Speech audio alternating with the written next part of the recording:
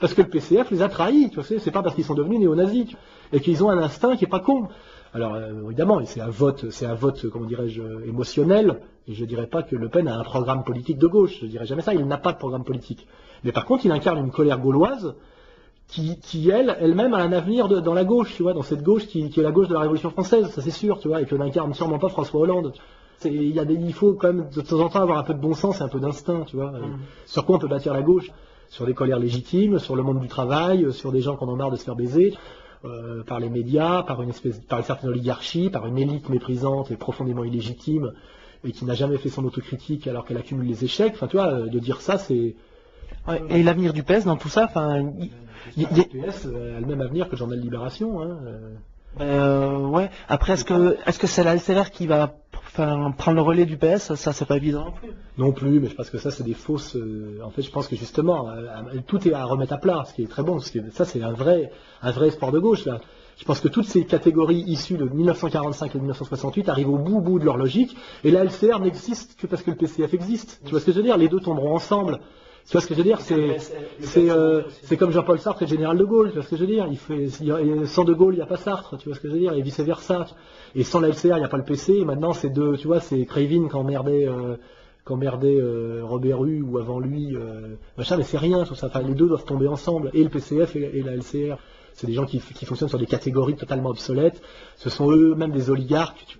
On sait très bien que Besancenot est le beau-fils de Krivine, qu'ils ont créé Besancenot de toutes pièces parce qu'ils avaient le problème Laguillet, et qu'ils ont joué, finalement Laguillet prend sa retraite, c'était la Jeanne d'Arc de la gauche catholique coupable, tu vois. Et puis aujourd'hui, c'est Besancenot qui est le gentil facteur de Neuilly. Enfin, toi, tu peux faire une analyse en termes de marketing, et toi, c'est du marketing, tout ça. Et Besancenot est un très bon mec qui communique très bien et qui a fait beaucoup de progrès, mais il est profondément malhonnête.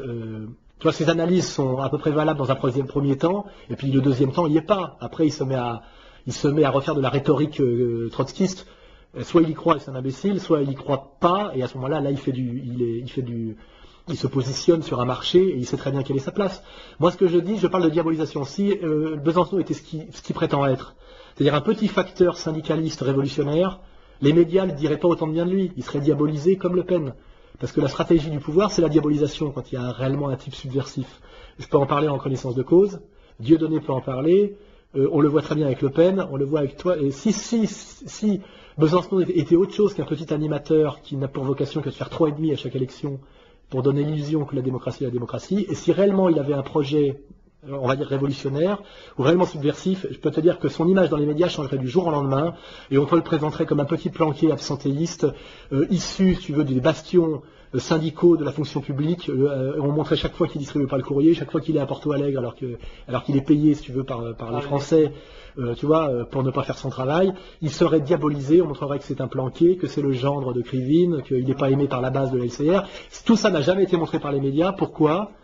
Parce que c'est le chouchou des médias, parce qu'il est sous contrôle. Voilà, je te dis que ce type, c'est la preuve qu'il est sous contrôle. Et je te dis qu'un mec qui est diabolisé, je vais parler de moi d'ailleurs, mais je vais même parler de Le Pen, c'est plutôt bon signe. Plus un mec est diabolisé, plus c'est le signe qu'il n'est pas sous contrôle de l'idéologie dominante. Voilà, de la horde, du système, de la bande, du lobby, de tout ce que tu veux, tu vois, de ceux qui tiennent la France. Et la diabolisation est toujours bon signe. Ouais. Les Français l'ont compris avec Dieudonné, hein. Et bon, on va terminer. Tu aurais un petit sujet d'actualité ou quelque chose qui t'a touché dernièrement ou sur lequel tu aimerais rebondir ou mettre en valeur une contradiction ou ce type de choses? Enfin, je sais que... Enfin, l'actualité du moment, c'est surtout l'Irak, hein, évidemment, quoi. Je sais pas si tu as entendu le fait qu'il y avait... L'actualité actuelle, c'est l'Iran. Et l'Iran aussi, c'est la diabolisation de l'Iran, ce qui est assez étrange, c'est qu'on est en train de dire que l'Iran mérite d'être envahi, en gros, parce que l'Iran voudrait se doter de la bombe atomique. Il me semble que nous, on a la bombe atomique, personne nous a envahi pour ça, donc il y a des gens qui ont le droit de l'avoir, d'autres pas. Et après, la question que je pose, c'est pourquoi ça nous fait si peur que l'Iran ait la bombe atomique? Pourquoi l'Iran veut la bombe atomique? De qui l'Iran a-t-il peur dans la région? Et qui l'Iran menacerait s'il avait la bombe atomique? Voilà. Donc, bon, moi, c'est une question que je pose, je ne donne pas la réponse. Hein. Voilà. Et est-ce que... Peut-être tout simplement pour arrêter d'être menacé. Tout simplement. Qui ça? L'Iran se doterait de l'arme atomique pour justement ça enlève le poids de la menace atomique et justement pour qu'il y ait un rapport de force qui soit... Qui menace l'Iran, régionalement? Qui a les moyens, qui a la puissance atomique dans la région? De toute façon, on sait que l'Iran est à portée de tir via la Turquie, puisque non, mais la Turquie est une base américaine de toute façon. Enfin, je veux dire, qui d'autre a la bombe atomique dans la région? Le Pakistan aussi. Non mais qui d'autre hostile aux Arabes à la bombe atomique dans la région? Je sais pas. C'est l'État d'Israël. L'État d'Israël, ouais. Voilà, Israël a la bombe atomique, les Iraniens veulent la bombe atomique pour être à parité, tu vois, en équilibre par rapport à Israël. Israël ne menace pas l'Iran. Ah bon? C'est plus les États-Unis qui ont créé l'Iran comme tête de turc que Israël, non? Enfin, le discours. Je pense que c'est la même chose. Mais bon, c'est un débat que je lance, mais je pense qu'effectivement, moi je me fous de savoir si l'Iran a la bombe atomique ou pas. Je pense que les Iraniens balanceront jamais une bombe atomique sur la France. Mais est-ce que quand on dit que les Iraniens menacent la paix internationale, je pense qu'ils menacent surtout la sécurité d'Israël et la vision du monde des chrétiens sionistes, c'est tout. Voilà. Bon alors après on fait ce qu'on veut, hein, mais j'aimerais bien qu'on ose ces analyses jusqu'au bout, quoi. Tu vois, je me méfie du on, tu vois, comme disait l'autre, je est un autre, mais on est un con. Voilà, donc la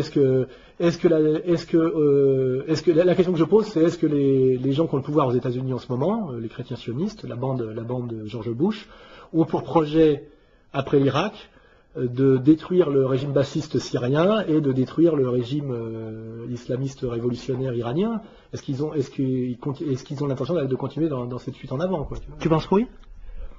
Je pense que maintenant qu'ils sont en Irak, soit ils s'en vont, et c'est une catastrophe, soit ils continuent, et je pense qu'ils sont obligés de continuer, quoi. C'est-à-dire qu'ils peuvent pas s'arrêter là, quoi. Moi, je pense pas qu'ils auront l'énergie pour aller jusqu'en Iran, quoi, parce que déjà ils s'affaiblissent beaucoup financièrement parlant et même d'un point de vue médiatique. Enfin, je veux dire, l'opinion américaine soutient de moins en moins la guerre en Irak, donc on peut pas imaginer qu'ils vont se relancer dans une nouvelle guerre. Enfin, j'ai pas la réponse non plus, mais est-ce que quelque part leur stratégie c'est pas la fuite en avant, quoi, tu vois? Est-ce que c'est déjà pas une fuite en avant l'invasion de l'Irak, tu vois? En tout cas, ils ont mal jugé la chose, en tout cas. C'est pas sûr, parce que finalement l'Irak n'existe plus. Quand tu peux pas contrôler un pays, est-ce que le plus efficace c'est de pas faire en sorte que ce pays soit dans une espèce de guerre civile généralisée permanente et qu'il cesse d'exister comme puissance? L'Irak qui menaçait qui d'ailleurs, je te pose la question, et qui finançait qui, je te pose la question, a cessé d'exister. Ouais. Ils ont mis les chiites au pouvoir, ils ont décapité cette puissance bassiste qui était alliée des Syriens, qui était un pays laïque militairement puissant. Je veux dire, l'objectif est accompli de ce point de vue-là, c'est que l'Irak a cessé d'être une puissance. Ils sont dans un bordel interne qui est très difficile à juguler parce que ils ont a été créé, si tu veux, le pouvoir chiite, qui est un problème par rapport à l'histoire de l'Irak, la mise au banc de l'oligarchie bassiste plus les revendications kurdes. Donc ils ont créé une merde qui va durer à mon avis longtemps. Ouais, en tout cas, ce pays n'existe plus. Ouais.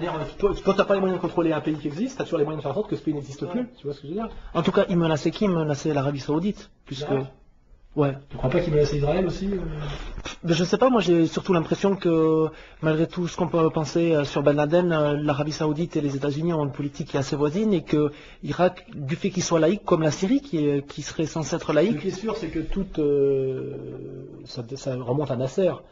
Tout potentat de cette région moyen-orientale qui a une volonté d'exister politiquement avec une vision un peu nationaliste et qui n'est pas, si tu veux, un pur allié des puissances occidentales et un pur corrompu, c'est-à-dire dans une tradition coloniale où on met un mec en place, si tu veux, qui laisse faire le pillage des matières premières, contre quoi on lui laisse avoir un très haut train de vie, c'est-à-dire passer sa vie dans les casinos et les bordels de Marbella, tu vois.